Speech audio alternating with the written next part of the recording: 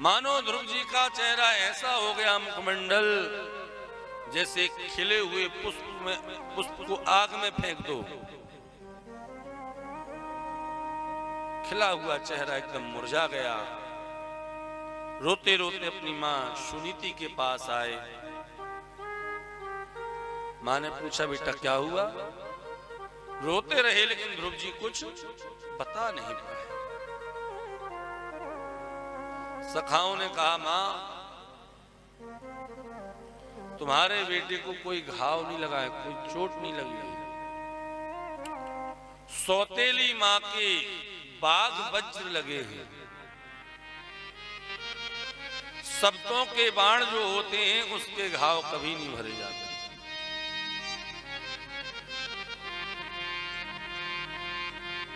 सुनीति ने बहुत समझाया और कहा, बेटा तेरी मां ने तुझसे क्या गलत कहा?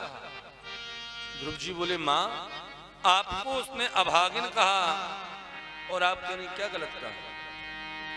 बेटा तेरी छोटी मां ने बिल्कुल सही बात कही है, मैं अभागिन ही तो हूं।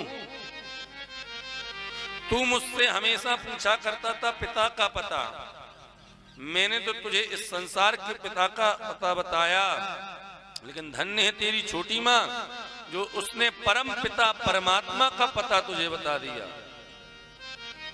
तो क्या करूं मां? तेरी मां ने जो कहा है वो ठीक कहा, जा और अपने उस परम पिता की खोज कर। ये है सुनीति, सद्बुद्धि। और सुरुचि होती आज की बुद्धि, तो आज की मां तो यही कहती, तू इतना सुन के कैसे आ गया, पत्थर उठा के क्यों नहीं मारा? लेकिन सुनीति मां कहती है, तेरी मां ने तो उस परम पिता परमात्मा का पता बताया। तुरंत सुनीति मां ने अपने बेटे ध्रुव का तिलक कर दिया। एक छत्राणी ने मात्र 5 वर्ष के बालक का, कौमार अवस्था थी ध्रुव जी की, 5 वर्ष तक कौमार ही हो गए। तिलक करके वन में निकल गए ध्रुव जी अकेले ही। भगवान ने सोचा मेरा नन्हा सा भक्त आ रहा है, कहीं भटक ना जाए, नारद जी को भेज दिया, जाओ जाकर के परीक्षा लो। नारद जी ने आके खूब समझाया, बेटा कहां जा रहे हो तुम? बोले भगवान की खोज में। नारद जी हंसने लगे, अभी तुम्हारी उम्र ही क्या है भगवान की खोज करने के लिए? नाधूनाप्यवमानं ते सम्मानं वापि पुत्रका लक्ष्यामामि कुमारस्य सप्तस्या क्रीडनादिषु। पहले तो नारद जी ने पूछा, क्यों आए हो? बोले सौतेली मां के वचन लग गए। बोले बेटा अभी तुम्हारी कुमार अवस्था है, अभी से क्या तुम मान सम्मान देखते हो? बच्चों के लिए कोई मान सम्मान होता है? अभी तो तुम्हारे खेलने खाने के दिन है, जाओ बेटा, माँ की बात का बुरा नहीं मानते। अभी तुम कुमार हो, 5 वर्ष के हो, क्या सम्मान क्या अपमान? ध्रुव जी बोले महाराज जाएंगे तो तभी जब परमात्मा को पा जाएंगे, नहीं तो अब लौटने वाले हैं। नारद जी ने कहा, बेटा ये घोर जंगल है, यहाँ बड़े बड़े शिकार करने वाले शेर रहते हैं,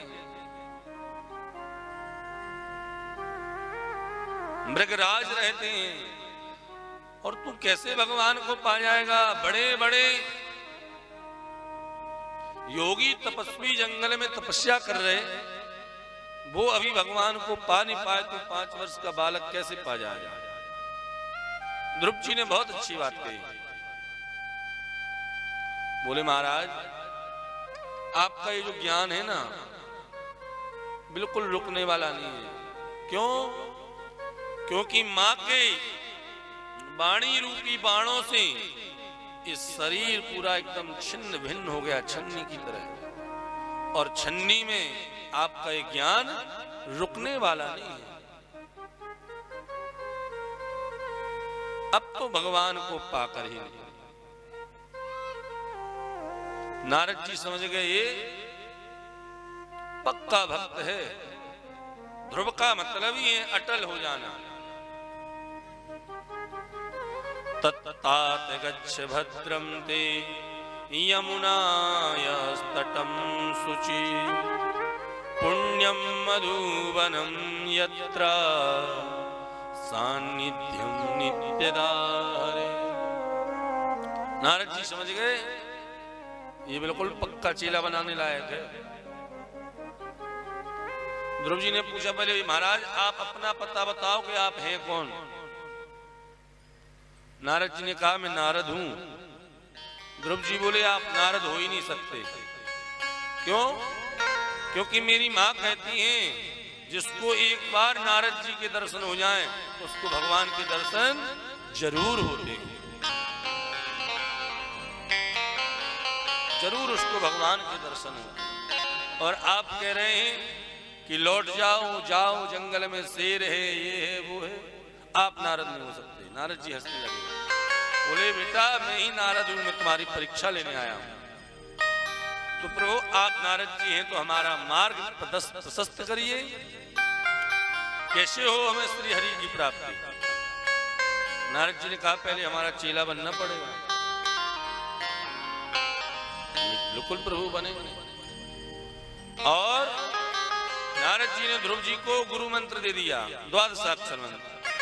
ओम नमो भगवते वासुदेवा।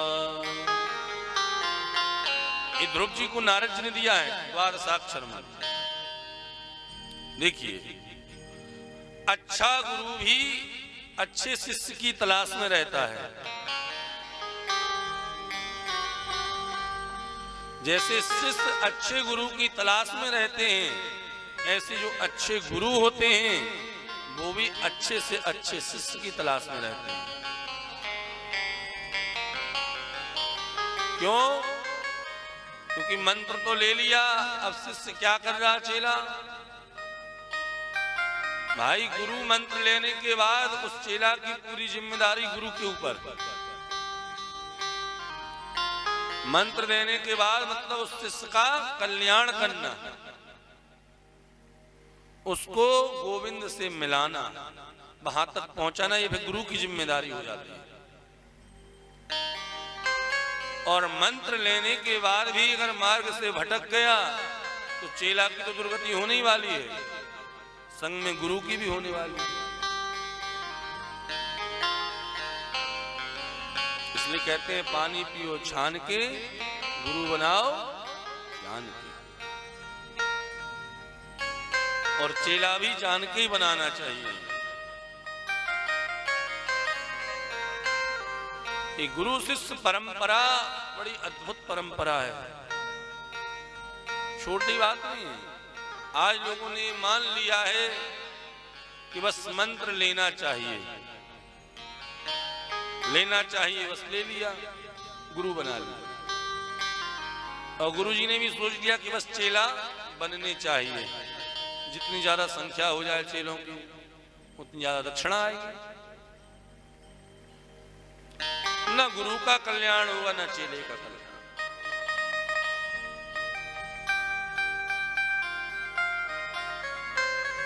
सर्वप्रथम गुरु के मुख से जो मंत्र हमें प्राप्त होता है वो सर्वस्व होता है। पहली बात गुरु कोई शरीर नहीं है। गुरु एक तत्व है जो ब्रह्म का ही स्वरूप तत्व माना है। लेकिन गुरु से जो मंत्र मिलता परंपरागत उस मंत्र की महिमा होती है। उस मंत्र के ही चमत्कार होते हैं। क्यों? न जाने कितनी पीढ़ियों से वो मंत्र जपता हुआ चला आ रहा है और सौभाग्य से पीढ़ी दर पीढ़ी उसी परंपरा में वो मंत्र हमें मिल गया। तो मंत्र में तो वही पावर है, वो अपना असर दिखाएगा। अब कई बार लोग गुरु बना लेते हैं तो बस अब केवल गुरु, गुरु के अलावा कुछ नहीं, ये भी नहीं। वृंदावन के एक संत कहते हैं, युग पुरुष पूज्य श्री परमानंद जी महाराज बोले, गुरु एक ड्राइवर है, भगवान तक पहुंचाने का एक साधन है। जैसे हमें बद्रीनाथ की यात्रा करनी है, बद्रीनाथ जाना है, बद्रीनाथ की जो चढ़ाई है, जो मार्ग है, वो बड़ा टेढ़ा है, घूम घूम के जाना है। एक तरफ पहाड़, एक तरफ खाई है, बीच में चलना है। तो वहां जाने के लिए ड्राइवर अच्छा होना चाहिए, एकदम बढ़िया चालक चाहिए, जो एकदम परफेक्ट हो, मास्टर हो गाड़ी चलाने में। तो ऐसे ही ड्राइवर की तलाश की जाती है, और जो अच्छा चालक होगा वो बड़ी सुगमता से मार्ग से हमें ले जाएगा, बद्रीनाथ पहुंचा देगा। अब बद्रीनाथ पहुंच करके हम उसी ड्राइवर को पकड़ लें कि नहीं भैया, हम आपको कहीं नहीं जाने देंगे, क्योंकि आप हमें बद्रीनाथ लेके आए हैं, हम आपके बिना अब नहीं रह सकते, ये तो गलत है। भाई, आपका मेन लक्ष्य क्या था, मूल क्या था, कि बद्रीनाथ पहुंचना। ऐसे इस जीवन का लक्ष्य क्या है, भगवान तक पहुंचना। गुरु है ड्राइवर, वो आपको भगवान तक पहुंचा देगा, वो मंत्र आपको भगवान तक पहुंचा देगा, ना कि एक बस गुरु की चरण सेवा करते रहो। कम से कम 5 कोस दूरी बना के रखो गुरु से।